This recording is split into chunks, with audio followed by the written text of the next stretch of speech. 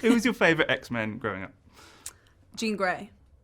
And I'm not lying, she really was. The first ever comic book I read was the Dark Phoenix comic book. And I never read another one until I got X-Men, and then I read the Dark Phoenix comic book again, so it's the only one I've ever read. So you really did. There are other characters in it, but... You're not interested in that? Not interested. Did you ever talk to Famke Janssen about playing the character? I did. As soon as I got the role in X-Men Apocalypse, I got her email, and we emailed kind of back and forth about where I was coming from approaching the character, and if she had any like movies or music that she listened to, or any kind of material that she read to kind of get into the psyche of Jean. She also just kind of gave me her blessing for the role, which was really nice to have. Because, you know, when you take over a role from someone, you always kind of want to make sure it's okay with them, and she was lovely, so... It's like the passing of the torch. Exactly. It really is like a full-on character to play. Like, what is the biggest challenge, like, going into that?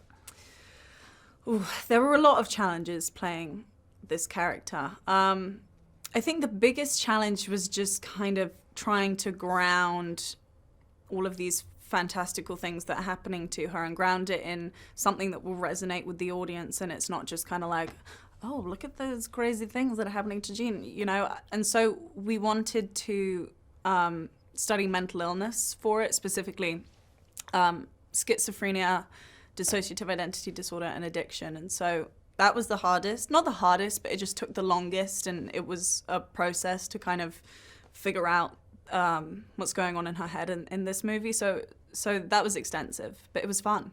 That's amazing. That's really cool. There's some brilliant action scenes in this film. You know, what was your favourite to shoot, and what was the most challenging to shoot as well? Oof. Lucky for me, I'm telekinetic, so I just kind of do this. But I did a lot of wire work, and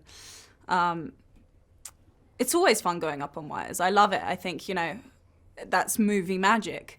But the most challenging one to shoot was probably, there's a scene in it where I'm kind of trying to defeat the bad guys, and these bad guys are coming at me, but they're otherworldly and they run incredibly fast, and so they would be on a wire that pulled them along really quickly, and they would have to stop right in front of me, and we had to make sure the mark was just right, because I had to hold my hand out like this, and they would come very close to my hand, to the point where I would be like, oh my God, am I going to break my hand? But it was a lot of fun. That was the most dangerous thing, and it really wasn't that dangerous.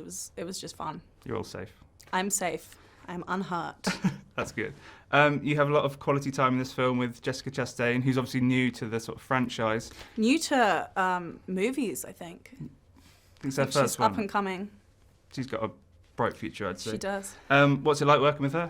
It's amazing working with Jess. To have such amazing scenes between two like very strong female characters who, and Jessica's character is an antagonist, but she's also kind of empowering Jean. And so it's these really wonderfully complex scenes that aren't just between good and evil.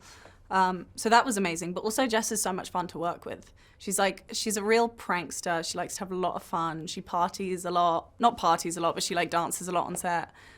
She sings. She's just so much fun to work with. Now, Hilary Swank was able to naturally sink into her role as the tough girl Maggie Fitzgerald in $1 Million Baby. Swank says she had a very similar upbringing to Maggie, having had a poor and difficult childhood, living out of a car with her mum after her father left the family when she was 6.